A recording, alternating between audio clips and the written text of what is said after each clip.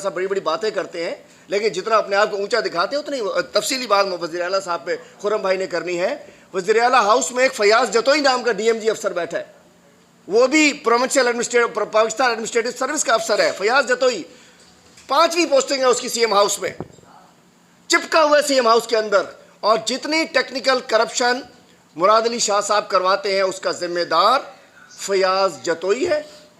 دوسرا جو افسر بیٹھے PSO فروخ بشیر PSP افسر ہے, ہر قسم کے کیس اس کے اوپر ہے.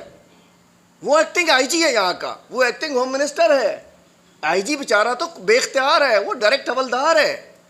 IG مہر صاحب بے اختیار ہے, وہ عثمان کھوسٹ نہیں ہوتا تھا, عثمان کھوسٹ کی طرح بیچارہ جسٹ ڈائریکٹ حوالدار سے زیادہ اس کی کوئی پوزیشن نہیں ہے.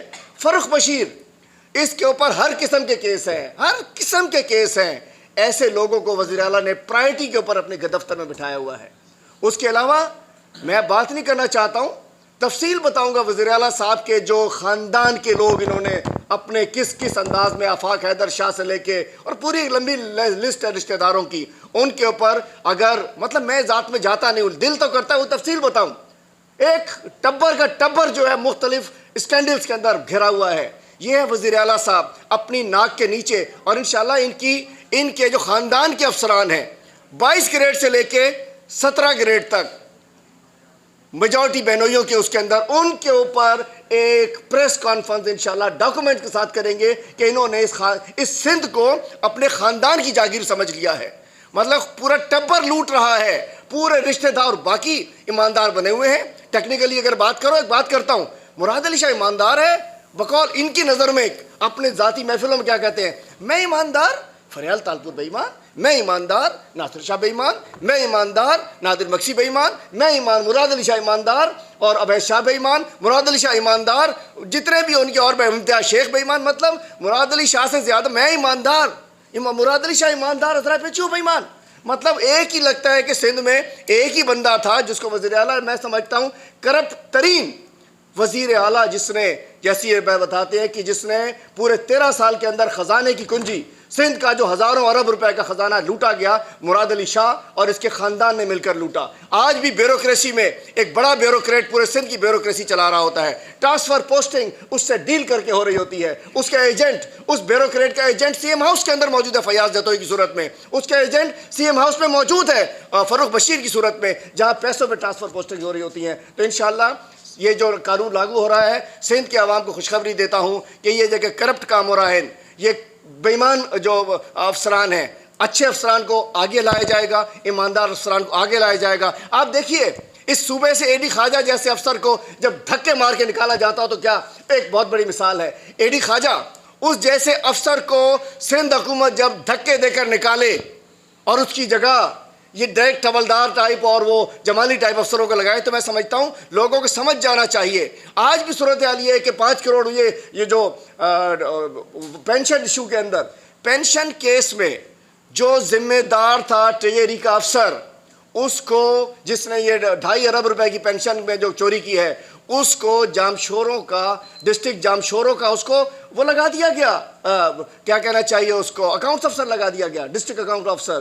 گندم چوری کے اندر بچل رہا پوٹرا فرنٹ مین, وہ سب کچھ کرنے والا, اس کا مطلب مینس مراد علی شاہ پیچھے. سندھ کی ہر کرپشن کے پیچھے مراد علی شاہ صاحب ہیں, اور انشاءاللہ ان کے اوپر پوری تفصیل سے, اور اب تو تفصیل بتا رہے ہیں کہ نیب نے بھی گھیرا ان کا کر لیا ہے, اور انشاءاللہ جو بچے گا اکیلا مراد علی شاہ صاحب نہیں ہے, میں نیب سے بھی کہتا ہوں ان کا پورا خاندان ہے, اس کی ڈیٹیلز ہیں, لوگوں نے بھیجنا شروع کر دی ہیں کہ سندھ کو تباہ کرنے کے ذمہ دار مراد علی شاہ صاحب ہیں, اور انشاءاللہ ان کو, ان کے پورے خاندان کو, ان کے ٹبر کو, ان کو بھی بے نقاب کریں گے. اور ان کے جو بیوروکریٹس ہیں اس کی تفصیل انشاءاللہ آئندہ ہم اکٹھی کر رہے ہیں, ڈیٹیل سے بتائیں گے کہ کون کون سا فارغ ہونے جا رہا ہے. چیف سیکرٹری صاحب نہیں کریں گے تو فیڈرل گورنمنٹ کرے گی.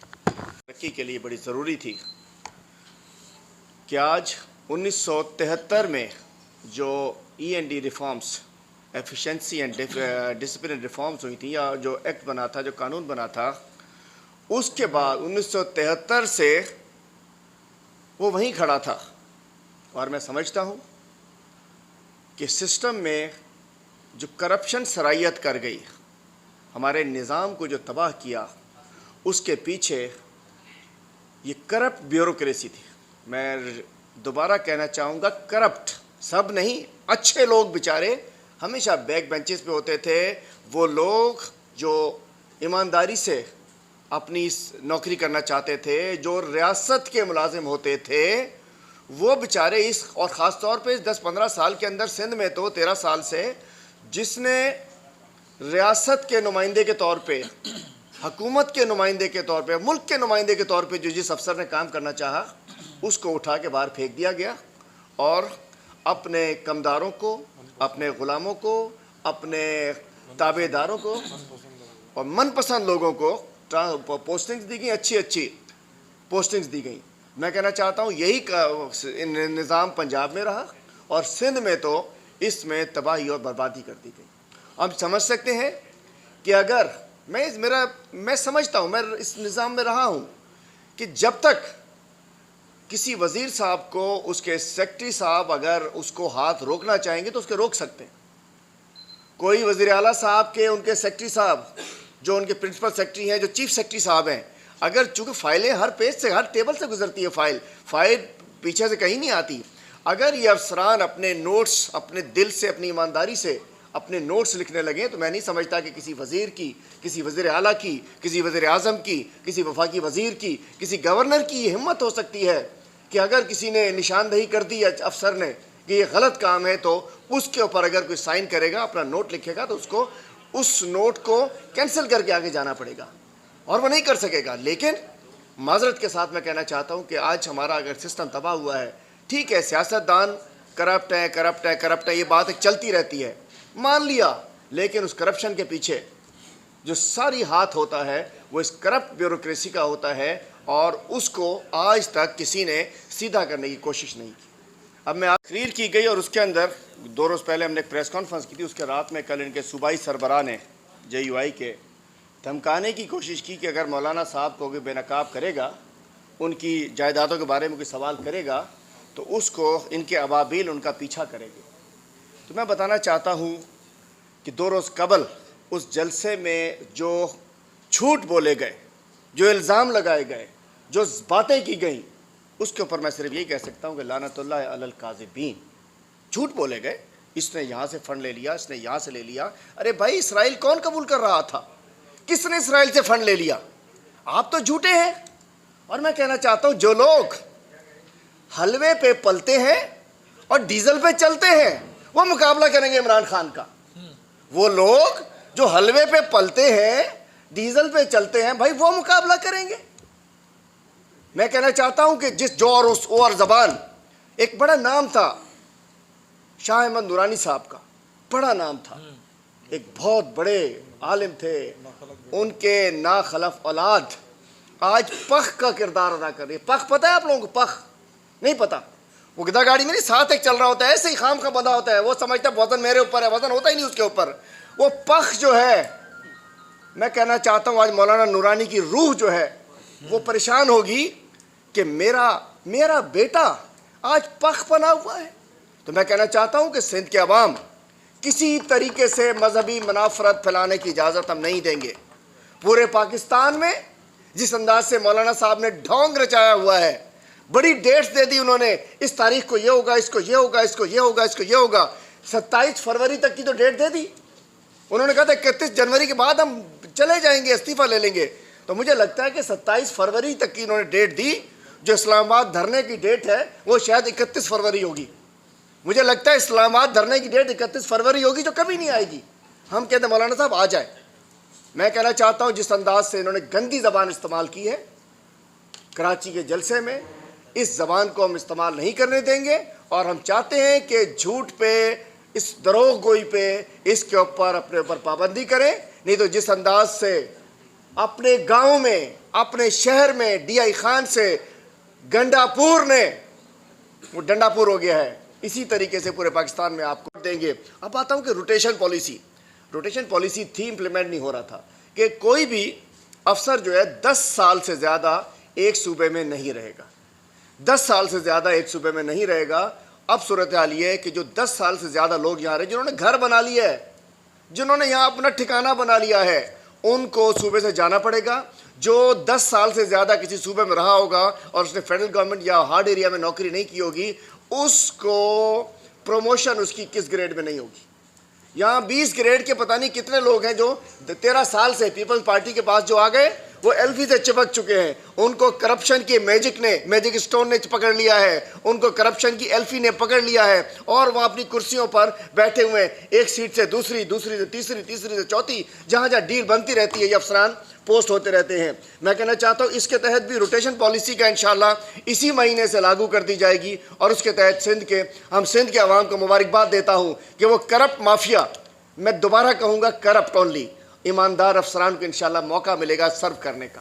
جب یہ کرپٹ, چونکہ میجورٹی تو خالی ہو جائے گی, تو انشاءاللہ وہ لوگ جو کسی کی غلامی نہیں کرتے, نہ میری نہ ان کی نہ سی ایم کی نہ کسی کی, وہ لوگ جو پیسے دے کے نہیں آتے, جو لوگ ویزے پہ نہیں آتے, جو لوگ ڈیل کر کے نہیں آتے, جو لوگ ایمانداری سے کام کرنا چاہتے ہیں, جو ملک کی خدمت کرنا چاہتے ہیں, اس کے بعد میں سمجھتا ہوں کہ سندھ میں بھی مجبوراً ان کو ایسے افسران کو پوسٹنگ دینی پڑے گی جنہوں نے نہ کوئی والنٹری ریٹرن کیا ہوگا, نہ جنہوں نے پلی بارگین کی ہوگی, نہ جن کے خلاف کوئی انکوائری ہوگی, نہ جو 10 سال سے زیادہ اس پالیسی کے خلاف سے زیادہ بیٹھے ہوں گے. آمدنی سے اثاثے زیادہ رکھنے والے لوگ کرپٹ تصور ہوں گے, جن کے اثاثے, ارے بھائی یہاں تو تپے دار کے اثاثے بھی دیکھ لو, تو میں سمجھتا ہوں کہ منسٹر تو ویسے ہی بدنام ہے بیچارہ, میں سمجھتا ہوں, اور جو سیاستدان تو ویسے ہی بدنام ہے. تپے دار سے لے کو مختار کار کو دیکھو, اے سی کو دیکھو, ڈی سی کو دیکھو, داروغے کو دیکھو, ایس ڈی او کو دیکھو, بیلدار کو دیکھو, میں چھوٹی بات کر رہا ہوں. اس کے بعد انجینئرز کو, بقیہ افسران کو, مطلب اس لیول کے اوپر بھی آتے تھے, گھر سے آ کے نوکری لیتے, اور اس کے بعد آج ارب پتی ہوئے ہیں. تو جو بھی جس کے اثاثے اس کی فیملی کے زیادہ ہوئے, وہ کرپٹ تصور کیا جائے گا, اس پہ انکوائری ہوگی, اس کو نوکری سے نکالا جائے گا. میں سمجھتا ہوں کہ یہ ان کی بات کر رہا ہوں جو ایڈمنسٹریٹو سروس میں آتے ہیں. اس کے بعد پریشر پڑے گا سندھ گورنمنٹ پہ. ہم فیڈرل گورنمنٹ صرف پاکستان ایڈمنسٹریٹو سروس اور پولیس سروس اور پاکستان کی بات کر رہی ہے, لیکن میں کہتا ہوں ان کے لیے جن کی میں نے بات کی ہے, اس سے نیچے کے لوگوں کے لیے انہیں خود کرنا پڑے گا. جب ہم کر دیں گے تو سندھ گورنمنٹ کو بھی کرنا پڑے گا کہ اپنے سندھ گورنمنٹ کے جو پی سی ایس افسران ہیں, جو ان کے ڈی ایس پی ہیں, جو ایس ایچ اوز ہیں, جو ان کے مختار کار ہیں, جو ان کے ڈائریکٹ بھرتی والے اے سیز ہیں, جو اریگیشن ڈپارٹمنٹ ہے, ورکس ڈپارٹمنٹ ہے, ایجوکیشن ڈپارٹمنٹ ہے, ہیلتھ ڈپارٹمنٹ ہے, اس کے اندر بھی سندھ گورنمنٹ کے اوپر پریشر کا ان کو بھی پریشر پڑے گا. کرپٹ افسران کو پہلی دفعہ ہو رہا ہے. صرف ہم نے سنا تھا سفارش کلچر, یہ جو سفارش کلچر ہمیں کھا گیا, ہمیں لپیٹ گیا. کوئی اگر سفارش کرائے گا ٹرانسفر پوسٹنگ کے لیے, سفارش کرے گا یا رشوت کی آفر کرے گا, تو اس کو بھی کرپٹ تصور کر کے اس کے خلاف END رولز کے تحت کارروائی کی جائے گی. میرے دوستو, آپ لوگوں کو لگ رہا ہوگا کہ یہ تو پاکستان کی بات ہی نہیں ہو رہی, یہ ہو نہیں سکتا, یہ تو امریکہ کی بات ہو رہی ہوگی, لندن کی بات ہو رہی ہوگی, کسی اور دنیا کی بات ہو رہی ہوگی. یہ ہمارے ملک میں یہ پالیسی لاگو ہو رہی ہے. عمران خان نے جو وعدہ کیا تھا کہ اداروں کو ٹھیک کرنا ہے, اداروں کو ٹھیک کیا جا رہا ہے. اور اس کی چند مثالیں اب میں آپ کو دے دوں. والنٹری ریٹرن, اس میں کون بیٹھا؟ سب سے بڑا نام سیکٹری فائنینس حسن نقوی, جو اربوں روپے کی ریٹرن والنٹری ریٹرن کر کے سیکٹری فائنینس سیٹ پر بیٹھے ہوئے ہیں. ان کو نوکری سے فارغ ہونا پڑے گا. اس کے علاوہ میں خاص بات کرتا ہوں. حسن نقوی کے نام مطلب مراد علی شاہ کے نیچے, ناک کے نیچے جو شخص بیٹھے ہوئے ہیں وہ والنٹری ریٹرن کر کے آئے ہیں سیکٹری فائنینس صاحب. اور بہت سارے سیکریٹریز, کس کا نام لوں, سیکریٹریز آدھی سے زیادہ لوگوں نے نیب کی بیل کے اوپر ہیں. چلے والنٹری ریٹرن والے تو نوکری سے فارغ ہوں گے, لیکن جن کے اوپر نیب کے کیسز ہیں, FIA کے کیسز ہیں, اینٹی کرپشن کے کیسز ہیں, وہ اپنی پوسٹنگز پہ نہیں رہ سکتے. تو میں سمجھتا ہوں سیکریٹریٹ خالی ہو جائے گا. آپ لوگ جائیے قلم ولم لے کے, کم ہو جائیں گے آپ لوگ. آپ سے ان سے اچھا چلا لیں گے صحافی بھائی ہمارے, ان کو زیادہ پتہ ہے ان سے, چونکہ ان کو تو صرف جو کرپٹ لوگ ہیں ان کو. تو بہت سارے ایک تو وہ چلے جائیں گے جنہوں نے والنٹری ریٹرن کیا, وہ نوکری سے فارغ ہوں گے. جن پہ کیسز چل رہے ہیں میجورٹی ہے, ان کو ہٹانا پڑے گا. 1 مہینے میں چیف سیکرٹری صاحب کو ہے اختیار, نہیں تو اسٹیبلشمنٹ ڈویژن خود ان کو واپس بلائے گی اپنے پاس. اس کے علاوہ میں بتانا چاہتا ہوں, وزیر اعلیٰ ہاؤس میں ایک پریس کانفرنس میں اناؤنس کیا, اور انشاءاللہ نوٹیفیکیشن ہو چکا ہے. اس رواں مہینے اس پہ امپلیمنٹیشن بھی سٹارٹ ہو جائے گی کہ نئے END رولز متعارف کرائے گئے ہیں 2020, جو 1973 کے بعد پہلی دفعہ بنے, اور 2018 کے اندر بھی ترامیم کی گئی ہیں. تو ایفیشنسی اینڈ ڈسپلن رولز 2020 جو آئے ہیں, اس کی موٹی چیزیں بتا دوں. اس کے موٹے یہ معاملات ہیں جو ہمارے ڈائریکٹ ہمیں سامنے آتے ہیں کہ جو بھی شخص END رولز کے تحت, جو شخص پلی بارگین کرے گا یا والنٹری ریٹرن کر کے آیا ہوا ہوگا, خرم شیر زمان صاحب نے اس کے اوپر بڑی تفصیلی پریس کانفرنس کی اور پوری لسٹ بھی ان کے پاس موجود ہے. جس نے بھی پلی بارگین کی ہوگی, جس نے والنٹری ریٹرن کیا ہوا ہوگا, اس کو نوکری سے برخاست کر کے اس کے خلاف کارروائی کی جائے گی. یہاں تو المیہ یہ ہے پلی بارگین کر کے والنٹری ریٹرن کے پیسے دے کے چوری کے پیسے واپس کر کے دوبارہ پوسٹنگز پر بیٹھے ہیں اور اسی سیٹوں پر بیٹھے ہیں. تو سب سے پہلی تو خبر یہ ہے کہ یہ جو ابھی ایک تفصیل چل رہی ہے تقریباً 400-450 ٹوٹل لوگ ہیں, لیکن میں سمجھتا ہوں 100 کے قریب جو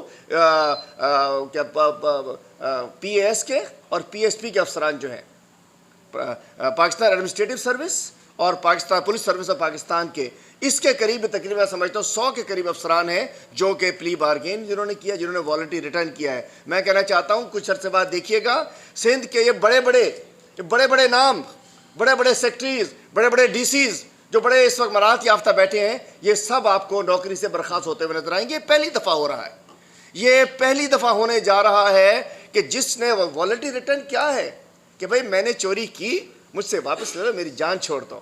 پلی بارگین کیا ہے کہ مجھ پہ کیس نہ چلاؤ, مجھ سے حساب لے لو. اس کا مطلب ہے چوری تو ثابت ہوئی. تو سب سے پہلی بات یہ ہے کہ اس کے اندر طے ہوا ہے کہ جس نے جو بھی پکڑا گیا, جس نے والنٹری ریٹرن کی, اس کو نوکری سے فارغ کر دیا جائے گا. اور اس کے علاوہ جس افسر کی بھی انکوائری